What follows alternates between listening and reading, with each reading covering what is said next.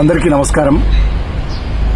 ఇవాళ భారతదేశానికి తల భాగం లాంటి,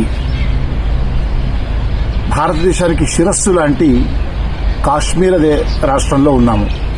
జమ్మూ కాశ్మీర్ శ్రీనగర్ నుంచి పూర్తి చివరి గ్రామంగా ఉన్నటువంటి గ్రామం తీత్వాల్. ఈ తీత్వాల్ గ్రామానికి ఆనుకునే కృష్ణగంగా అనేటువంటి పవిత్రమైన నది ప్రవహిస్తూ ఉంటుంది. ఆ నదికి అవతలి వైపు అంతా కూడా పాకిస్తాన్ దేశం ఉండగా, నదికి యువతలి వైపు ప్రాంతం ఈ తీత్వాల్ గ్రామం. ఇంతకుముందు ఈ తీత్వాల్ గ్రామం నుంచి ఒక 40 కిలోమీటర్ల దూరంలో ఇదే నది పరివాహక ప్రాంతంలో సర్వజ్ఞపీఠం అనాదిగా అక్కడ భక్తుల చేత పూజలు అందుకుంది.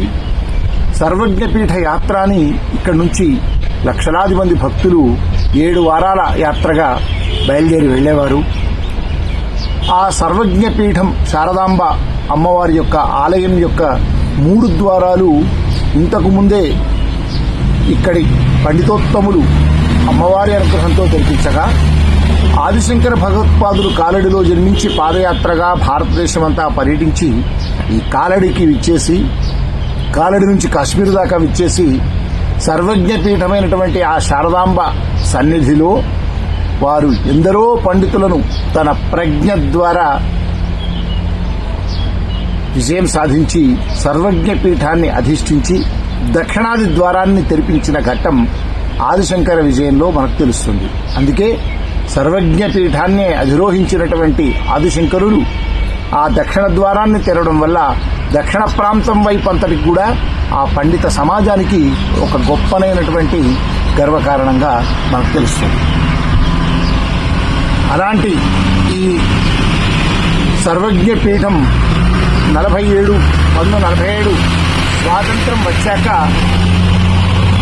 దేశ విభజన తర్వాత పాక్ ఆక్రమిత కాశ్మీర్, అంటే పాకిస్తాన్ ఆక్రమించుకున్నటువంటి కాశ్మీర్లోని కొంత భాగంలోకి వెళ్లడం వల్ల ఆనాటి నుంచి ఆ ఆలయం నిరాదరణకు గురవడమే కాకుండా అది క్రమక్రమంగా శిథిలావస్థకు చేరి కొంత వాళ్లే కావాలని కూల్చివేయడం ఇవన్నీ జరగడం వల్ల శారదాంబ లేని కాశ్మీరు మనం చూడలేము. కాశ్మీర పురవాసిని ఈ శారదాంబ.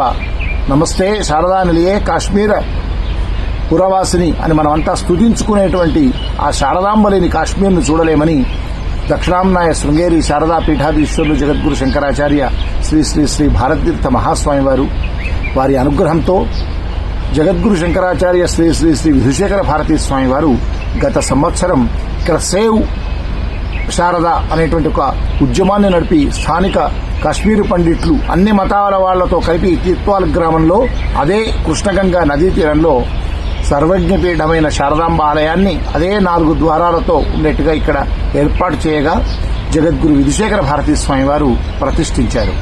అది జరిగి సంవత్సరం అయింది.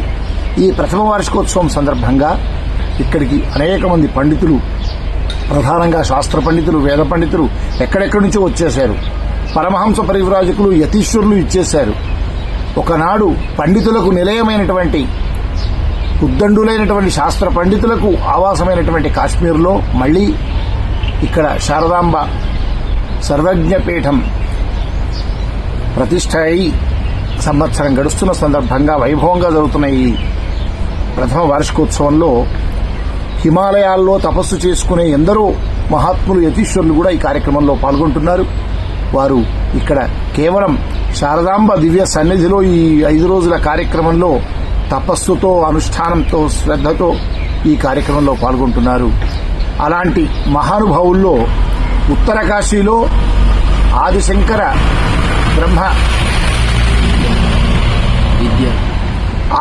బ్రహ్మ విద్యాపీఠం అనేటువంటి ఒక ఆశ్రమాన్ని స్థాపించినటువంటి పరమహంస పరివ్రాజకులు శ్రీ హరిబ్రహ్మేంద్ర తీర్థ స్వామివారు ఈ 5 రోజులు ఇక్కడే ఉన్నారు. హరిబ్రహ్మేంద్ర తీర్థ స్వామి వారిని మేము 5 రోజులుగా గమనిస్తున్నాము.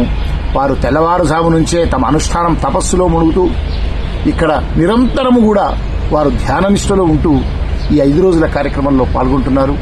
ఈ హరిబ్రహ్మేంద్ర తీర్థ స్వామి వారు ఇక్కడ జరిగేటువంటి పండిత గోష్ఠుల్లో కూడా మధ్య మధ్యలో వారికి ఉన్నటువంటి పాండిత్యం, వారికి సంస్కృతంలో ఇంకా అపారమైనటువంటి ఇతర భాషల్లో కూడా పాండిత్యం ఉంది.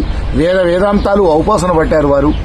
అలాంటి వారు కూడా కేరళలో ఆదిశంకరులు ఎక్కడైతే కేరళలో జన్మించారో ఈ మహానుభావులు కూడా హరిబ్రహ్మేంద్ర తీర్థస్వామి వారు కూడా కేరళలో జన్మించి వారు చిన్నతనంలోనే వైరాగ్య భావనతో వేదాంతమంతా కూడా వేదాంత శాస్త్రాలన్నీ అధ్యయనం చేసి చివరికి ఉత్తరకాశీలో వారు ఆశ్రమాన్ని ఏర్పాటు చేశారు. ఆ ఆశ్రమంలో వారు నిరంతరము తపోనిష్ఠతో ఉంటారు. అలాంటి స్వామివారితో అనేక విషయాలు నేటి సమాజానికి ఈ తరానికి తెలియాలన్న ఉద్దేశంతో వారితో ఈ ముఖాముఖి ఏర్పాటు చేశాను. स्वामी साष्टांग प्रणाम, स्वागत स्वामी जी। अभी ये समाज में, ये आधुनिक समाज में, ये आधुनिक भारत में सनातन धर्म का आवश्यकता क्या है? सनातन धर्म आचरण के लिए ये आधुनिक समाज का बाध्यता क्या है? हरि ओम श्री गुरुभ्यो नमः। जय श्री शारदे। सनातन धर्म अनादि अनंत काल से इस भूमंडल में, भारतवर्ष में धर्म के रूप में, आचरण के रूप में विद्यमान है। इस धर्म में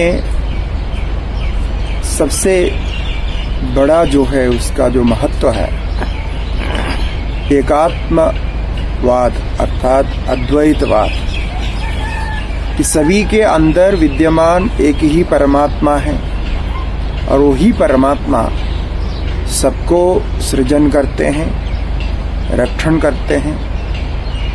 इसलिए उस परमात्मा को जानना ही प्रत्येक जीव का कर्तव्य है। और वर्तमान समय में विश्व में जितने भी प्रकार की विविधताएं हैं, विवाद हैं, संघर्ष है, इन सबको दूर करने के लिए और शांति बहाल करने के लिए हमें अद्वैत दर्शन का ही आश्रय लेना है। तो वह अद्वैत दर्शन सर्वे भवन्तु सुखिनः, सर्वे सन्तु निरामयाः, सर्वे भद्राणि पश्यन्तु, मा कश्चित् दुःखभाग् भवेत्। इस वाणी के द्वारा सभी को सुख की प्रार्थना, सभी को शांति की प्रार्थना और सभी मिलकर के रहें, ये प्रार्थना, ये सनातन धर्म की सबसे विशेषता है। इसलिए आज हमारे बीच जितने विविधताएं हैं, विवाद हैं, उन सब के समाधान के लिए एकात्म दर्शन, अद्वैत दर्शन और ये सनातन धर्म का जो मूल सिद्धांत है, इसको जानना, अपनाना और हृदयंगम करना, ये बहुत जरूरी है। ये इसकी महत्ता है। स्वामी जी, मेरे को एक कॉमन जनों के समझ होने के लिए ये धर्म क्या है, ये सनातन धर्म क्या है, आर्ष धर्म क्या है, ये धर्म का ये एक अच्छा विवरण पूरा लोगों को अच्छा मालूम होने के लिए जरा दें। धर्म कहते हैं हमारे जीवन को उच्च स्तर में ले जाने के लिए, जीवन को एक प्रकार व्यवस्थित करने के लिए जिन आचरणों को करना चाहिए उसको धर्म कहते हैं। ऐसे धारणा धर्मः, ये निरुक्तकार ने कहा है। अर्थात हम जिस धर्म के, जिस आचरण करने पर अपने जीवन को पूरे व्यवस्थित और लक्ष्य प्राप्त करने में व्यवस्थित करके आगे जा सकते हैं। तो लक्ष्य प्राप्ति सभी का उद्देश्य है। आज के सभी युवा इसी पर लगे हुए हैं, किंतु जीवन में आवश्यक नियमों को पालन करने पर आपका शरीर और मन स्वस्थ रहेगा और जो लक्ष्य है आप उसको प्राप्त कर सकेंगे। हमेशा हमें ये ध्यान रखना है, ये जो शरीर है ये हमें मिला हुआ है अपने जीवन को सुधारने के लिए।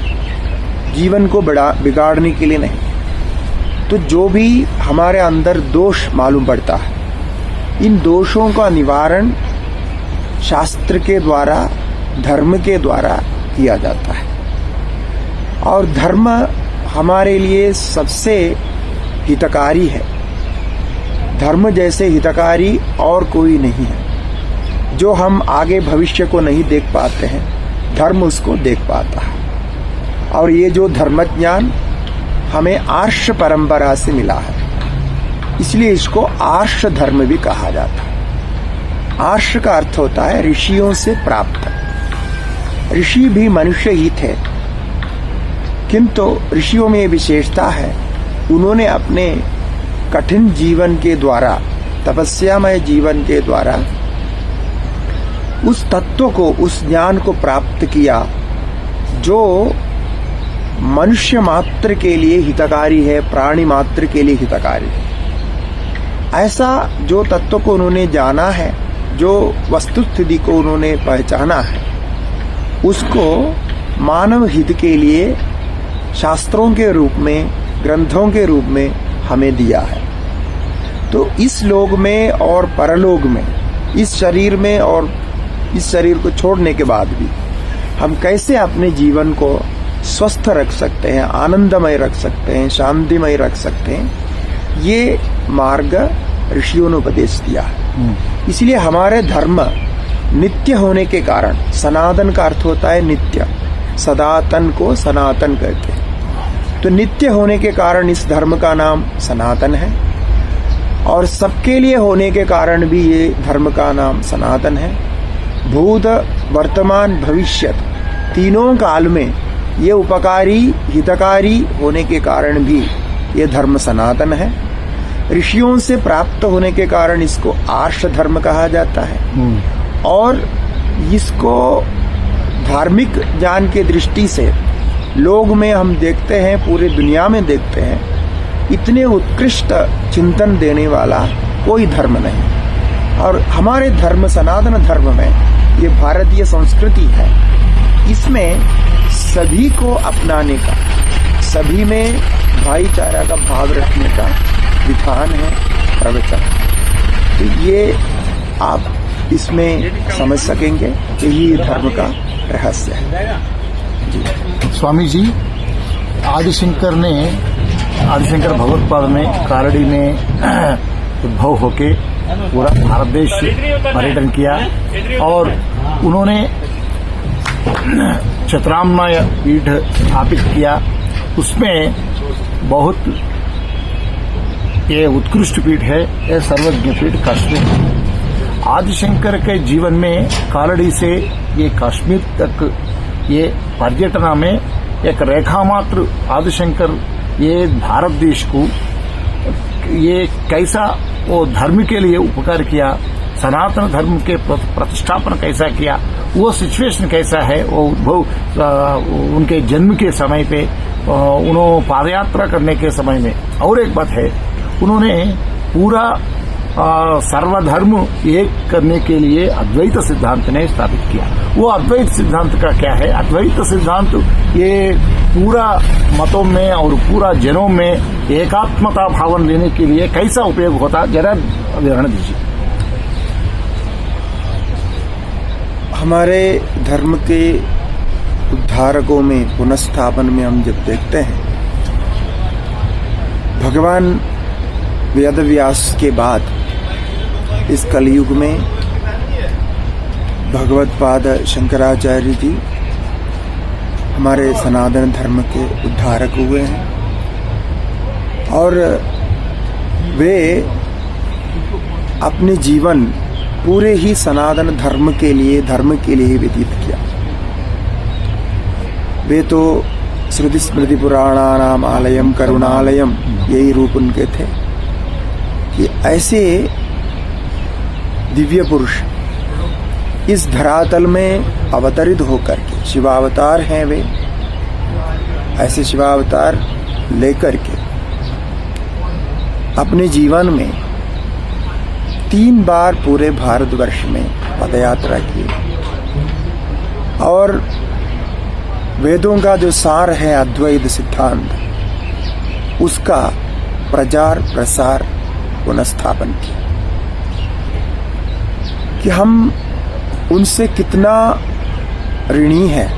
हम कभी भी सनातन धर्मी, ये भारतवर्ष हिंदू धर्म कभी भी भगवत पाद शंकराचार्य जी से ऋणी नहीं हो सकते, क्योंकि वे यदि नहीं होते तो आज जो धर्म का आचरण हमें मिल रहा है, जो मंदिर पीठ वेद घोष हमें सुनने को मिल रहा है, ये नहीं मिलते। ऐसे तो भारतवर्ष में 4 मुख्य पीठों की स्थापना की, और सर्वज्ञ पीठ कहते हैं आचार्य जी के आने के पहले से ही ये सर्वज्ञ पीठ है विद्यमान था। यहाँ सभी शास्त्रों का अध्ययन अध्यापन होता था, और आचार्य जी यहाँ आकर के सभी वादियों को, यहाँ से जितने पंडित हैं सबको अपने वाद में जीतकर भगवती शारदाम्बा के जो मंदिर पीठ था उसके दक्षिण द्वार खोलकर अंदर प्रवेश किए। ये कथा है, आज भी यहाँ पूरे लोक में ये कथा प्रचलित है। सभी लोकोक्ति के रूप में भी इस कथा को जानते हैं। तो अब अद्वैत दर्शन का तो ये सिद्धांत है, जैसा हमने कहा, एक ही लोक में, एक ही रूप में, एक ही भाव में, एक ही आत्मा के रूप में सबको देखें। हम शरीर से अलग अलग हैं, कर्म से भी अलग अलग हो सकते हैं, भाषा से अलग अलग हो सकते हैं, रीति रिवाजों से अलग अलग हो सकते हैं, किंतु अपने स्वरूप में, आत्मा में एक ही है।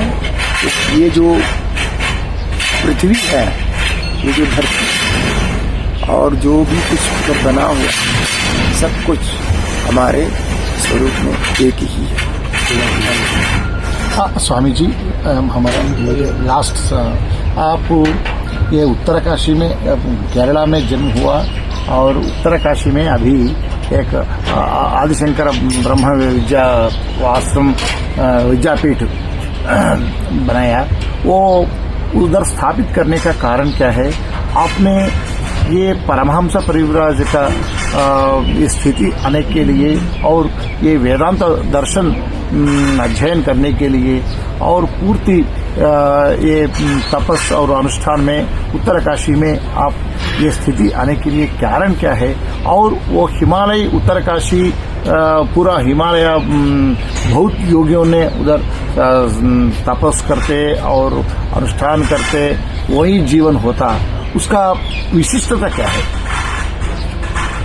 हिमालय देखिए हमेशा मुमुक्षुओं के स्थान रहे हैं, ऋषि मुनियों के स्थान रहे हैं, और जो भी मोक्ष के लिए साधन करना चाहता है, हमारे धर्म का अनुसरण करके साधन करना चाहता है, वे हिमालय की ओर चल पड़ते हैं। ये तो लोक प्रसिद्ध है। ऐसे ही हम लोग जब अपने अंदर मुमुक्षुता को पाकर वैराग्य होकर, ये उत्तरकाशी गंगा के तट पर है, गंगोत्री के मार्ग पर है, वहाँ लगभग 100-110 साल पहले स्थापित किया हुआ आदिशंकर ब्रह्म विद्यापीठ सोमाश्रम नाम से बहुत पुरातन आश्रम है। उस आश्रम में अभी वर्तमान में पहले से लेके वहाँ विद्या अध्ययन अध्यापन होता रहा है। तो गुरुकुल परंपरा से अभी भी अध्ययन करते हैं। तो वहाँ हम साधु संतों को, विशेष करके ब्रह्मचारी सन्यासियों को अध्यापन कराते हैं, उसमें उनका स्वाध्याय करने में मदद करते हैं। तो ये परंपरा बहुत पहले से चले आ रही है। यही इस ब्रह्म विद्यापीठ स्थान में ही तपोवन स्वामी जी रहे, जो विश्व प्रसिद्ध चिन्मयानंद स्वामी जी के गुरु जी हैं, और स्वयं चिन्मयानंद स्वामी जी भी वही रहकर अध्ययन किए। और परम पूज्य दयानंद जी सरस्वती जी महाराज स्वामी जी भी वहाँ रहकर अध्ययन किए हैं। और बहुत ऐसे ऐसे बड़े बड़े संत इस स्थान में रहकर अध्ययन किया है। तो उत्तरकाशी संतों की तपोभूमि रही है। गंगा तट होने के कारण अपने आप में ही पुण्य और पवित्र है। वहाँ विश्वनाथ भगवान वहाँ विराजमान है और इसी प्रकार देवी आदि सभी देवता वहाँ विराजमान है। जैसे काशी में है इसी प्रकार उत्तरकाशी में है। उत्तरकाशी में निधिध्यासन के लिए विशेष स्थान माना जाता है। तो श्रवण मनन निधिध्यासन ये परंपरा अनादिकाल से वहाँ चल रही है। उस परंपरा में हम भी अभी वहाँ विद्यमान हैं। तो आदिशंकर ब्रह्म विद्यापीठ में निवास करके वहाँ स्वाध्याय कराते हैं। ये हमारे अपने साधन अनुष्ठान में लीन रहते हैं। और साथ में हम भगवत पाद शंकराचार्य जी के जो ग्रंथ है प्रस्थानत्रयी ग्रंथ, उसका पठन और पाठन ये वहाँ चलता है। और भारत में भी अलग अलग जगह पर प्रस्थानत्रयी शांकर भाष्य पारायण नाम से भाष्य पारायण को भी हम करते हैं। तो वर्ष में 2-3 बार भाष्य पारायण का कार्यक्रम होता है। तो 108 घंटे में संपूर्ण प्रस्थानत्रयी मूल भाष्य इसका पारायण करते हैं। 12 दिन का ये कार्यक्रम होता है। तो प्रातः काल पारायण चलता है और शाम को उसके ऊपर प्रवचन भी होता है। तो अभी पिछले साल ही पुरी जगन्नाथ पीठ में हुआ था, ओंकारेश्वर में हुआ था, हरिद्वार में हुआ था और श्रीशैलम में भी पिछले साल ये कार्यक्रम हुआ था। तो यही हमारा कर्तव्य है और हमारा जीवन ही इस लोकहित के लिए है। तो हम सभी से ये बताएंगे, आप सभी लोग ये संकल्प लें कि प्रतिदिन जब भी आप प्रार्थना करते हैं तो सर्वे भवन्तु सुखिनः, सर्वे सन्तु निरामयाः, सर्वे भद्राणि पश्यन्तु मा कश्चित् दुःखभाग्। इस मंत्र का पाठ करें जिससे आपके अंदर अद्वैत भावना धीरे धीरे बढ़ेगी।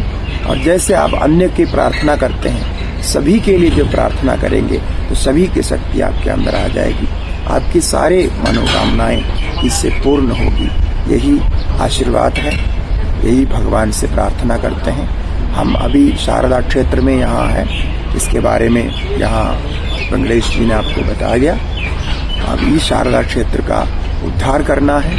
हम सभी मिलकर के संकल्प लें कि शारदा क्षेत्र पुनः भारत का एक बड़ा तीर्थ स्थान बने, भारत का मस्तिष्क बने, भारत का मुकुटमणि रूप से विराजमान हो। इस प्रकार हम प्रार्थना करते हैं। इन्हीं शब्दों के साथ हम ये भी आपको बता रहे हैं कि प्रतिदिन आप लोग सब संकल्प के रूप में जय श्री शारदे, जय श्री शारदे, जय श्री शारदे, जय श्री शारदे, जय श्री शारदे, जय श्री शारदे इसका जरूर उच्चारण करें। हरि ओम, हरि ओम। सत्य सनातन धर्म की जय हो। सत्य सनातन धर्म की जय हो। नारायण। सत्य सनातन धर्म की जय।